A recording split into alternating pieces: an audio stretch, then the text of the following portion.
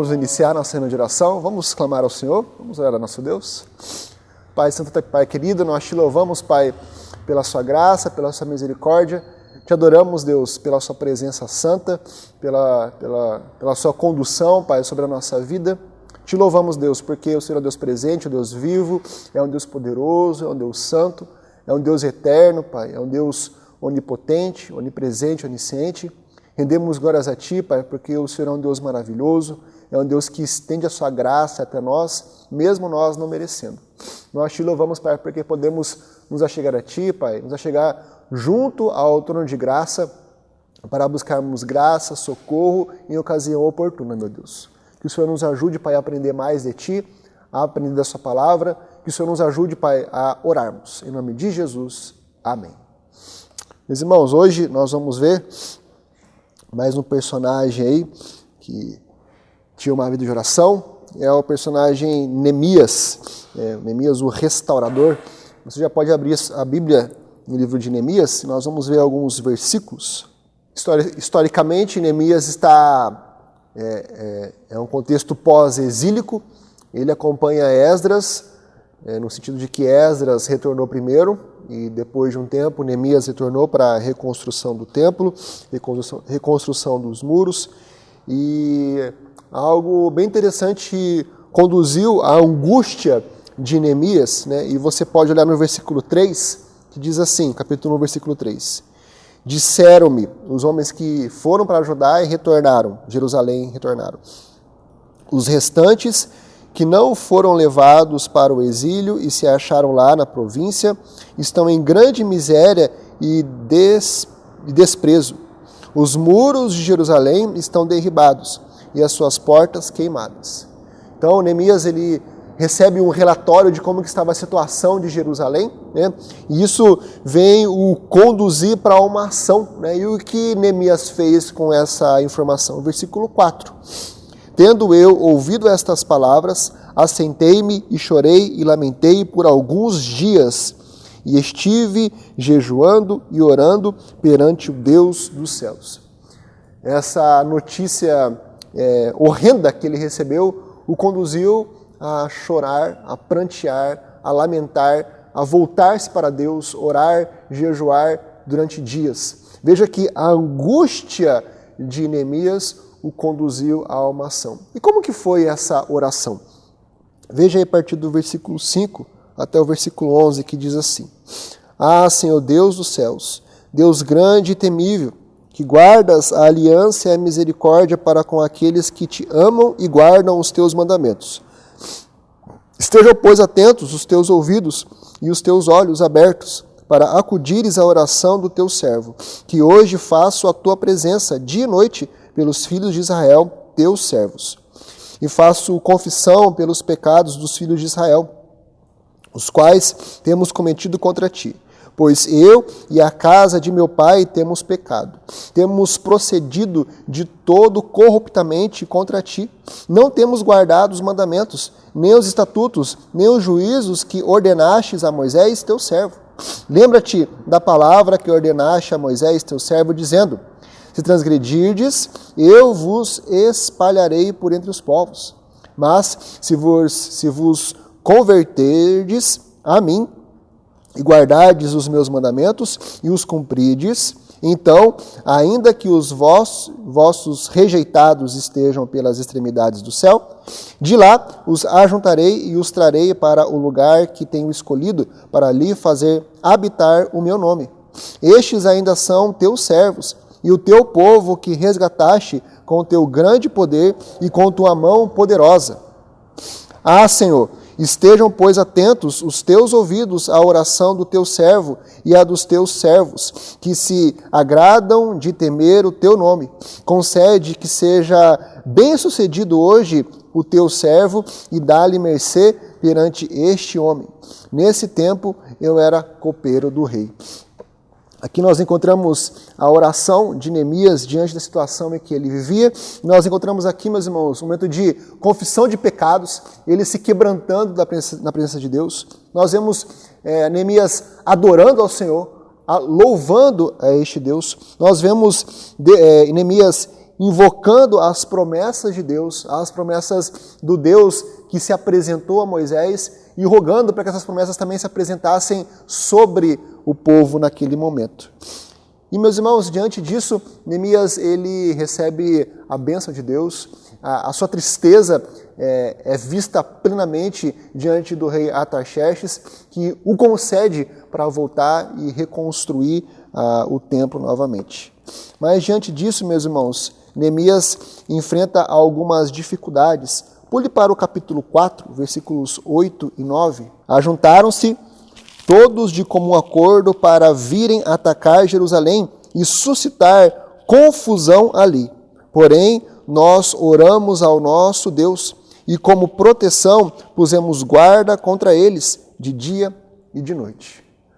Nós podemos lembrar que havia uma dupla chamada Sambalate e Tobias que se levantaram contra aquilo que Neemias estava fazendo, e Neemias, por todo o tempo, teve esses inimigos que constantemente estavam atrapalhando a obra de Neemias. Agora veja, meus irmãos, o que Neemias fez para enfrentar esses inimigos. Ele, de fato, se voltou a Deus em oração. Ele buscou a solução do problema que ele tinha através da oração. Mas veja que os inimigos eles não se deram por perdedores, né? Pule para o capítulo 6, versículos 9 e 14. Capítulo 6, versículos 9 e 14, diz assim: porque todos eles procuravam atemorizar-nos, dizendo, as suas mãos largarão a obra e não se efetuará. Agora, pois, ó Deus, fortalece as minhas mãos. Versículo 14, agora. Lembra-te, meu Deus, de Tobias e de Sambalate, no tocante a estas suas obras, e também da profetisa Noadia e dos mais profetas que procuraram atemorizar-me. Sambalate e Tobias, eles se empenhavam constantemente para conseguir destruir o trabalho de Neemias. Levantaram mentiras, levantaram falsas profecias, fizeram de tudo para enganar, para ludibriar, para tirar o foco de Neemias. E perceba que em todos os momentos, a forma pela qual inicialmente Neemias se levantava para combater os inimigos era através da oração. Interessante que no versículo 4 nós temos o termo lembra-te. Aqui é uma perspectiva de uma oração imprecatória, no sentido de que Neemias está clamando a justiça de Deus sobre os inimigos de Deus, para que Deus cuide deles, para que Deus tome conta desses inimigos. Pule para o capítulo 13. Depois, nessa caminhada, Neemias consegue reconstruir o muro em 52 dias. Ele consegue, de fato, ter ali uma proteção visível diante dos inimigos. Ele consegue eliminar os inimigos, Sambalate e Tobias. Mas, após ele retornar para Jerusalém, depois de ter que voltar para o reino da Babilônia, ele encontra outros problemas que aconteciam ali em Jerusalém. Veja os versículos 10 a 14, capítulo 13, que diz assim: também sob os quinhões dos levitas não se lhes davam, de maneira que os levitas e os cantores que faziam o serviço tinham fugido cada um para o seu campo. Então contendi com os magistrados e disse: por que se desamparou a casa de Deus? Ajuntei os levitas e os cantores e os restituí a seus postos. Então todo Judá trouxe os dízimos dos cereais, do vinho e do azeite aos depósitos. Por tesoureiro dos depósitos pus Selemias, o sacerdote, Zadoque, o escrivão, e dentre os levitas Pedaías. Como assistente deles, Anã, filho de Zacur, filho de Matanias, porque foram achados fiéis, e se lhes encarregou que repartissem as porções para seus irmãos. Por isso, Deus meu, lembra-te de mim, e não apagues as beneficências que eu fiz à casa de meu Deus e para o seu serviço. Outro problema que Neemias teve que enfrentar foi justamente a falta de salário ou a falta de sustento que os ministros do Senhor, os levitas, não estavam recebendo para viverem para o ministério. Consequentemente, eles abandonaram o seu ministério, voltaram para o seu cotidiano e, consequentemente, a casa do Senhor ficou desamparada. Então, Neemias teve que refazer, reorganizar os homens de Deus para que eles cumprissem o seu trabalho, o seu serviço. Outro problema, a partir do versículo 15 até o versículo 22, diz assim: naqueles dias vi em Judá os que pisavam lagares ao sábado e traziam trigo que carregavam sobre jumentos, como também vinho, uvas e figos e toda sorte de cargas que traziam a Jerusalém no dia de sábado. E protestei contra eles por venderem mantimentos neste dia. Também habitavam em Jerusalém tírios que traziam peixes e toda a sorte de mercadorias que no sábado vendiam aos filhos de Judá e em Jerusalém. Contendi com os nobres de Judá e lhes disse: que mal é este que fazeis, profanando o dia de sábado? Acaso não fizeram vossos pais assim, e não trouxe o nosso Deus todo este mal sobre nós e sobre esta cidade? E vós ainda trazeis ira maior sobre Israel, profanando o sábado, dando já sombra às portas de Jerusalém. Antes do sábado, ordenei que se fechassem, e determinei que não se abrissem senão após o sábado. As portas coloquei algum dos meus moços, para que nenhuma carga entrasse no dia de sábado. Então os negociantes e os vendedores de toda sorte de mercadorias pernoitaram fora de Jerusalém, uma ou duas vezes. Protestei, pois, contra eles e lhes disse: por que passais a noite defronte do muro? Se outra vez o fizerdes, lançarei mão sobre vós. Daí em diante, não tornaram a vir no sábado. Também mandei os levitas que se purificassem e viessem a guardar as portas, para santificar o dia de sábado. Também nisto, Deus meu, lembra-te de mim e perdoa-me segundo a abundância da tua misericórdia. Outro problema é que o povo estava desconsiderando o quarto mandamento, e estava desconsiderando o dia de descanso. E, consequentemente, recebendo mercadorias de estrangeiros, eles se envolviam em compras e vendas no dia de descanso, no dia do Senhor. E, consequentemente, Neemias traz a verdade de que era preciso cumprir as ordens do Senhor. E traz um problema ainda maior, que foi justamente por quebrar este mandamento, o povo foi levado ao exílio babilônico. Ou seja, eles estavam retornando ao pecado que Deus já tinha castigado o seu povo severamente, e mesmo assim eles não estavam tendo consciência do que estavam fazendo. Por isso Neemias vem lembrá-los e exortá-los, trazê-los à memória aquilo que eles deveriam fazer. E por último, dos versículos 23 em diante, vi também naqueles dias que judeus haviam casado com mulheres asdoditas, amonitas e moabitas. Seus filhos falavam meio asdodita e não sabiam falar judaico, mas a língua do seu respectivo povo. Contendi com eles e os amaldiçoei, e espanquei alguns deles, e lhes arranquei os cabelos, e os conjurei por Deus, dizendo: não dareis mais vossas filhas a seus filhos, e não tomarei mais suas filhas, nem para vossos filhos, nem para vós mesmos. Não pecou nisto Salomão, rei de Israel? Todavia, entre muitas nações não havia rei semelhante a ele, e ele era amado do seu Deus, e Deus o constituiu rei sobre todo Israel. Não obstante isso, as mulheres estrangeiras os fizeram cair no pecado.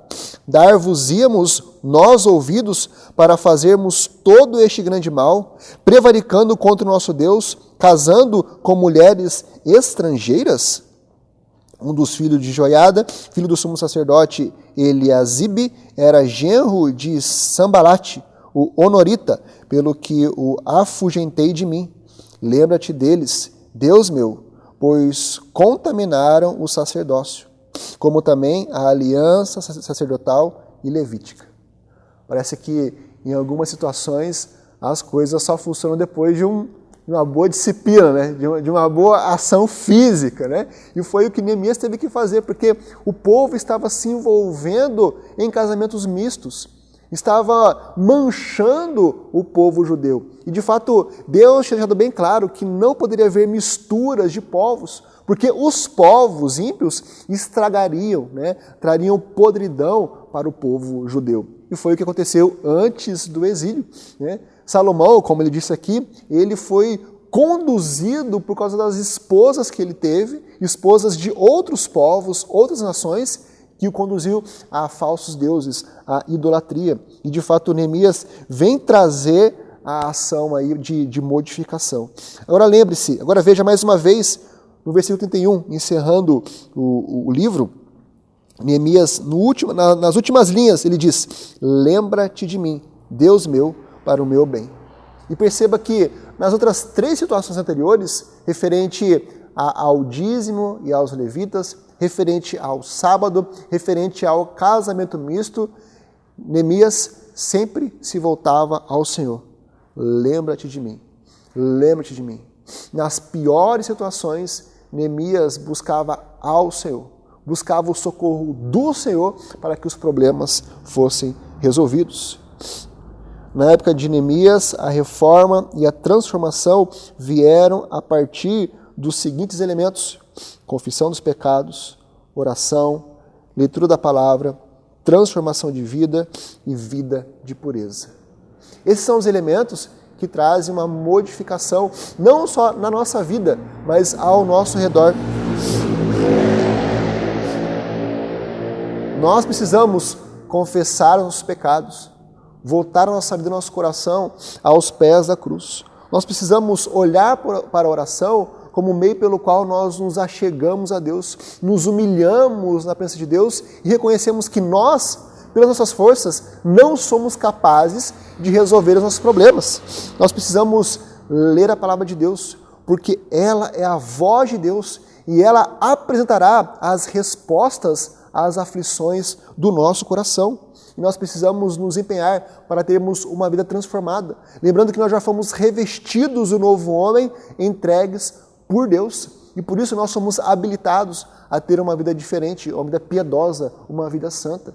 E isso através da transformação de Deus. Então que lembremos, meus irmãos, que nós precisamos constantemente confessar os nossos pecados. Precisamos constantemente ter uma vida de oração, precisamos constantemente ter contato com a palavra de Deus e precisamos buscar transformação de vida, purificação de vida, um avivamento ou uma transformação de pureza de vida.